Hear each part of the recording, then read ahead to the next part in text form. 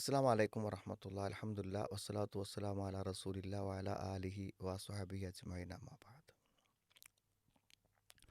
നമ്മുടെ എല്ലാം ജീവിതത്തിൽ നമുക്ക് വലിയ മാറ്റം വരുത്താൻ പറ്റുന്ന ഒന്നാണ് നമ്മുടെ വൈകാരികമായ നമ്മുടെ വികാരങ്ങളെ നമ്മൾ എന്ത് ചെയ്യുക, നിയന്ത്രിക്കുക എന്നുള്ളത്. ഇത് പലപ്പോഴും മറ്റുള്ളവരുമായുള്ള പെരുമാറ്റത്തിൽ നമുക്ക് സാധിക്കാതെ വരുന്നൊരു കാര്യമാണ്. നമ്മൾ വൈകാരികമായി പോകും. വൈകാരികമായി പോകുമ്പോൾ സ്വാഭാവികമായും നമുക്കെന്താണ്, നമുക്ക് നമ്മളെ നിയന്ത്രിക്കാൻ പറ്റില്ല. അപ്പോൾ നമ്മുടെ സ്വഭാവങ്ങൾ എന്തു ചെയ്യും, പലപ്പോഴും മറ്റുള്ളവർക്ക് വളരെ മോശമായ ഒരവസ്ഥയിൽ മനസ്സിലാകും. ഇത് നമുക്കറിയാം, ആരുടെ പെരുമാറ്റത്തിൽ നമ്മത് കാണുന്നുണ്ട്. സാധാരണ പറയും, ഏറ്റവും അധികം സ്നേഹത്തോടെ കുട്ടികളോട് പെരുമാറേണ്ടതാണ് ഉമ്മ എന്ന് പറഞ്ഞാൽ. ഉമ്മ സ്നേഹം കാണിച്ചില്ലെങ്കിൽ പിന്നെ ആരാ കുട്ടിയോട് സ്നേഹം കാണിക്കുക? അത്തരം ഉമ്മമാർ കുട്ടികളോട് എത്ര ക്രൂരമായിട്ടാണ് പെരുമാറുന്നത് അല്ലേ? അവരെ അടിക്കുന്നു, അവരെ ചീത്ത പറയുന്നു, അവരെ കരയിപ്പിക്കുന്നു. ചില കുട്ടികളൊക്കെ ദയനീയമായി കരയണം നമ്മൾ കാണും. അപ്പോൾ എങ്ങനെയാണ് ഒരു ഉമ്മക്ക് അങ്ങനെ പെരുമാറാൻ പറ്റുന്നത്? വളരെ മോശമായിട്ട് നമ്മുടെ കീഴ്ജീവനക്കാരോട് മേൽജീവനക്കാർ പെരുമാറുന്നു. അവർ സഹകരിച്ച് പോകേണ്ട ആൾക്കാരല്ലേ. അപ്പോൾ നമ്മളിങ്ങനെ ദേഷ്യപ്പെടുന്നത് കൊണ്ടും ആളുകളോട് വളരെ മോശമായി പെരുമാറുന്നത് കൊണ്ടൊക്കെ അവരിൽ മാറ്റങ്ങൾ ഉണ്ടാകുമെന്ന് നമ്മൾ ആരെങ്കിലും വിശ്വസിക്കുന്നുണ്ടോ?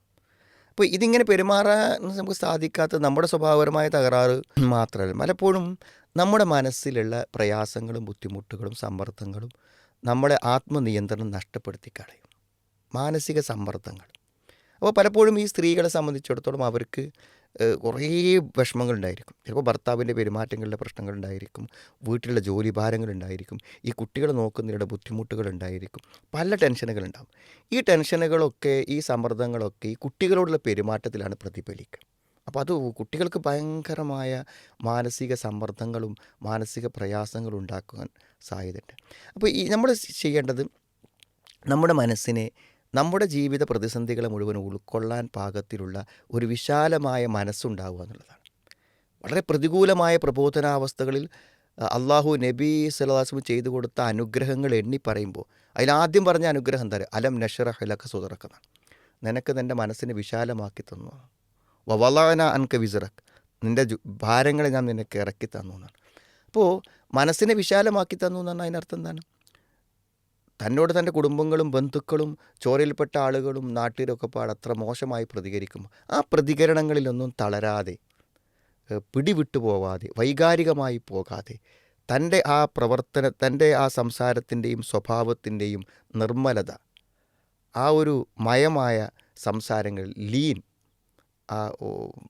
അതിനെ നിലനിർത്താൻ സാധിക്കുന്നു എന്നുള്ളതാണ്. അതുകൊണ്ട് അള്ളാഹു നബി ഇസ്ലാസ്മയുടെ കാര്യത്തിൽ പ്രത്യേകം എടുത്തു പറഞ്ഞു. വലൗ കുന്ത ഫദ്ലൻ ഖലീൽ ഫബിമാ റഹ്മത്തി മിൻ അല്ലാഹി ലിൻത ലഹും. അള്ളാഹിൻ്റെ കാരുണ്യം കൊണ്ടാണ് താങ്കൾ അവരോട് അലിവോടുകൂടെ പെരുമാറിയത്, ലോലമായി പെരുമാറിയത്.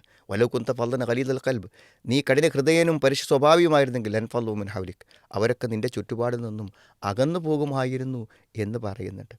അപ്പോൾ ആ ഒരു മനസ്സ് നമ്മുടെ പ്രതിസന്ധികളെ, നമ്മുടെ ജീവിത പരീക്ഷണങ്ങളെ, ബുദ്ധിമുട്ടുകളെ, പ്രതികൂലതകളൊക്കെ ഉൾക്കൊള്ളാനുള്ള വിശാലമായൊരു മനസ്സ് നമുക്കുണ്ടാവുക. സ്വാഭാവികമായും നമുക്ക് ആളുകളോട് വളരെ നയത്തിലും മയത്തിലും പെരുമാറാൻ പറ്റും. നമ്മുടെ സ്വഭാവങ്ങൾ നമുക്ക് നന്നാക്കാൻ പറ്റും. അതിനെന്താണ് നമ്മൾ വേണ്ടത്?